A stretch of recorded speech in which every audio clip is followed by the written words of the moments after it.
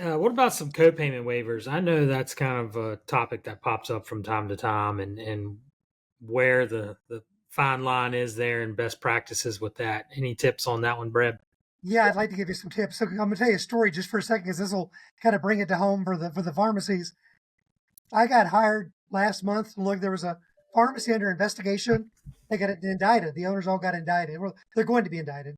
It's not anybody I represented before, but it all started with a fraud, waste, and abuse audit for these drugs they were providing during COVID, and then they did a pretty sorry job of responding to the audit. One of the things that was audited were copay waivers, and so they asked in the fraud, waste, and abuse audit, do you always collect copayments?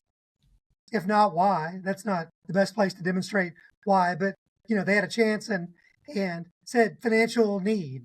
And then, they asked them, we're like, what about financial need or whatever? Patient didn't have the money to pay the copayments, and so and they're going to get indicted for that because they had a lot of other issues with the way they got their business. So I had to give the criminal defense lawyer an opinion he didn't love, which is, hey, if these guys had come to see me at the outset, we wouldn't have done it like this. We would have fixed it all. It wouldn't look like this. So I think you got your work cut out for you if you want to take this pharmacist's case to trial, because I don't think they have a very good shot. Well, the fraud, waste, and abuse part that relates to copayments, it's not easy, but it's important. So, the first thing is to figure out, who is your payer, because there are different laws, federal, state, and all the commercial plans have different laws about what you can do with copayments and with waivers. There's some PBMs that say you can't waive copayments at all. Period. End of story. But most say there's got to be demonstrable financial need. So the tips that we give all pharmacies when they come work with us is, let's take a quick look at your copayment waiver paperwork that you would present to a patient. What does it look like? Are you advertising this, or are you marketing this because you shouldn't? And if you are, let's be very careful. You can mention that it's a possibility, but don't be selling that as a service to get patients to come to Scotty's pharmacy. But then the more important thing is, somebody tells Scotty, I can't afford the copayment. It's a specialty drug. It's $250 out of my pocket. I don't have that kind of money. But the pharmacy is required to collect, the plan sponsor insists upon that. Patient hasn't got $250. What does the paperwork look like that says the patient hasn't got $250? We prepare all different kinds of copayment waiver, financial need paperwork, but the things they all have in common are that the patient provides financial information to Scotty, and it's not going to be Scotty. Scotty's too busy, running all the pharmacies, but Scotty's got a person, an accounts payable person or accounts receivable person who's going to be there, talking to patients about, what can you pay? You got to collect some information on their financial status. What does it look like? Usually you want to collect some documents, even if it ends up just being, at a minimum, some kind of a statement from the patient. You want to be able to figure out, can they pay some based on these numbers, some but maybe not all? What is that sum? So the advice I always give on the copay waivers is collect them all.